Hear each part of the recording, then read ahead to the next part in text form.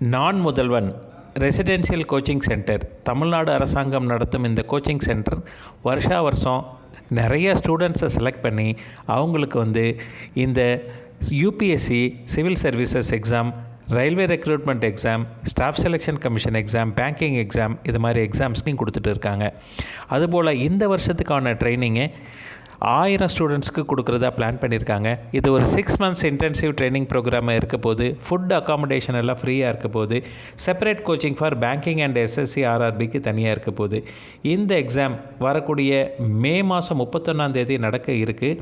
இந்த எக்ஸாமுக்காக நம்ம 13 மே 13 last date. இதுக்கு ஒரு அப்ளிகேஷன் நீங்கள் ஃபைல் பண்ணணும்.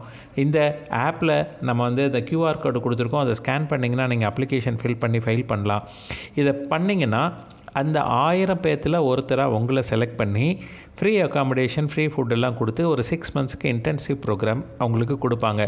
லாஸ்ட் இயர் இது மாதிரி கொடுத்த ட்ரைனிங்கில் 57 பேர் தமிழ்நாட்டில் இருந்து யூபிஎஸ்சி எக்ஸாம் கிளியர் பண்ணியிருக்காங்க.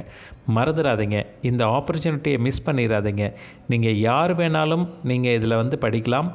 நீங்கள் மறந்துடாமல் இந்த என்ட்ரன்ஸ் எக்ஸாமை அப்ளை பண்ணி என்ட்ரன்ஸ் எக்ஸாம் எழுதி கிளியர் பண்ணணும். ஃபஸ்ட்டு 1000 ஆஸ்பிரண்ட்ஸ்க்கு மட்டும்தான் அங்கே இடம் இருக்குது. ஏன்னா இப்போ அதில் நிறைய காம்படிஷன் ஜாஸ்தி ஆகிடுச்சு. நிறைய பேர் அந்த நான் முதல்வன் திட்டத்தில் படிக்கிறாங்க.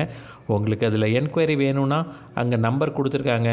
குவரிஸ் ஏதாவது இருந்ததுன்னா நீங்கள் கேட்கலாம்.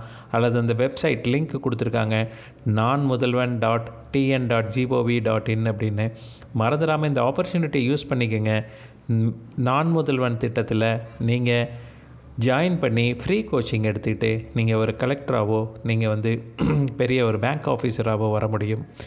All the best. Don't miss this opportunity my dear children, my dear friends. Thank you.